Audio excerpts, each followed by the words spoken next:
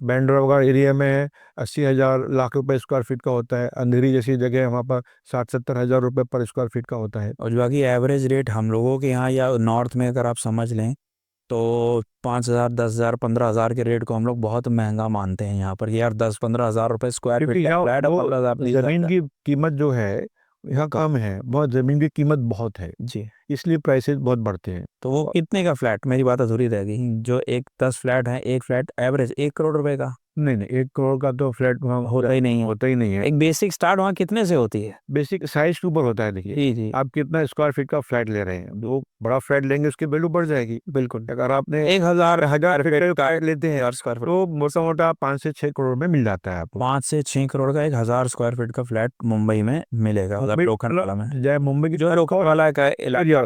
माँ मिल जाता है ऐसे वक्त। तो 5 करोड़ और 400 फ्लैट, मतलब कितने का प्रोजेक्ट होगा आप वो? कुछ क्यों, क्या ऐसा लगा रहे भाई? मतलब मैं ये जानना हूँ, मैं चार्टर का मैं ये जानना चाह रहा हूँ कि जो बंदे ने एक छोटे से 5 लाख रुपए की कैपिटल से शुरुआत करी है, वो आज कितना बड़ा काम कर रहा है। ये तो ऊपर वाला का एहसान है, और जो मेरे साथ साथी लोग हैं उनका सहयोग रहा है, सपोर्ट रही है, तो उस हिसाब से हम लोग कर रहे हैं ऐसा। आज जो वहाँ अंधेरी जैसी जगह में छोटा प्रोजेक्ट भी करेंगे तो 1,000 करोड़ से कम नहीं होता है। नहीं होता। मिनिमम 2,000 3,000 अगर स्क्वायर यार्ड जगह होगी। ये वाला भी मेरे ख्याल से 400 × अगर 5 कर लें तो वही 2,000 करोड़ करीब का थोड़े प्रोजेक्ट थोड़े होगा। ही होते हैं थोड़े से। मतलब एक एवरेज 1,000-1,500 करोड़ रुपए की वो वाला प्रोजेक्ट कुछ है वाला। नहीं होता है, हाँ, मिनिमम 1,000 करोड़ से कम कोई प्रोजेक्ट नहीं होता है। कितने प्रोजेक्ट्स आप पहले कर चुके हैं? हमने काफ़ी प्रोजेक्ट किए हैं, अंदर से 60-70 प्रोजेक्ट हम कंप्लीट सक्सेसफुल कर चुके हैं, वहाँ कर पर चुके हैं, डिलीवर कर। डिलीवर कर चुके हैं। हमारा वहाँ पे एक रसाज मॉल है, रसाज मॉल एंड मल्टीप्लेक्स से हमारे थिएटर्स भी हैं वहाँ पर। जी। हमने एक सोशल कॉज के लिए या एजुकेशन से थोड़ा मेरा बहुत लगाव रहा है, तो हमने एक वहाँ पे रसाज इंटरनेशनल नाम का स्कूल बनाया हुआ है, जिसको बेस्ट स्कूल के हमको कई बार अवार्ड भी मिल चुके हैं वहाँ पर। तो शिक्षा से मैं चाहता हूँ कि ये हम अब जो बिजनेस कर रहे हैं हमारा रियल एस्टेट का है ही है, तो एक अच्छा लोगों को एजुकेशन देने के लिए हमने एक इंटरनेशनल स्कूल भी वहाँ बनाया हुआ है। Very good. ये वही पेइंग बैक टू सोसाइटी जो आप शुरुआत में कहते इसलिए आ रहे हैं कि सोसाइटी के लिए ही करना सोसाइटी है। के लिए करना चाहिए।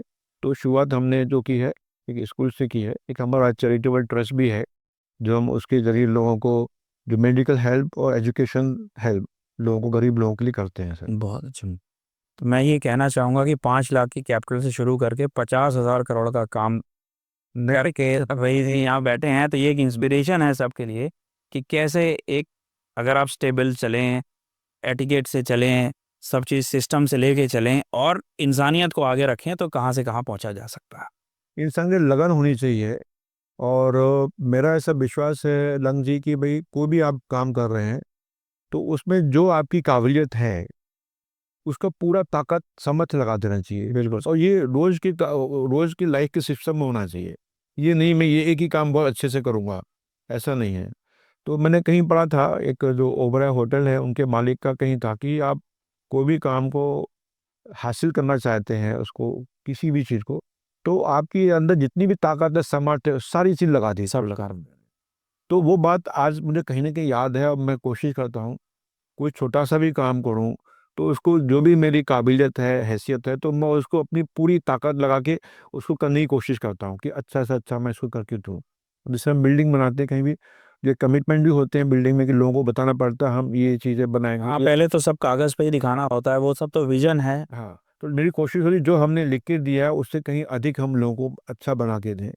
और व्यक्तिगत जीवन में भी कोई भी काम अगर आप मुझे बताएंगे कि रईस भाई ये काम करना है, तो मेरी कोशिश होगी वो उसको बेस्ट से बेस्ट मैं करके दूँ आपके लिए सर। फिर ये मैं मेरी आदत है सर। जी। नहीं नहीं सर, उसी आदत की वजह से ही आप आज इतने सक्सेसफुल मुंबई में हैं।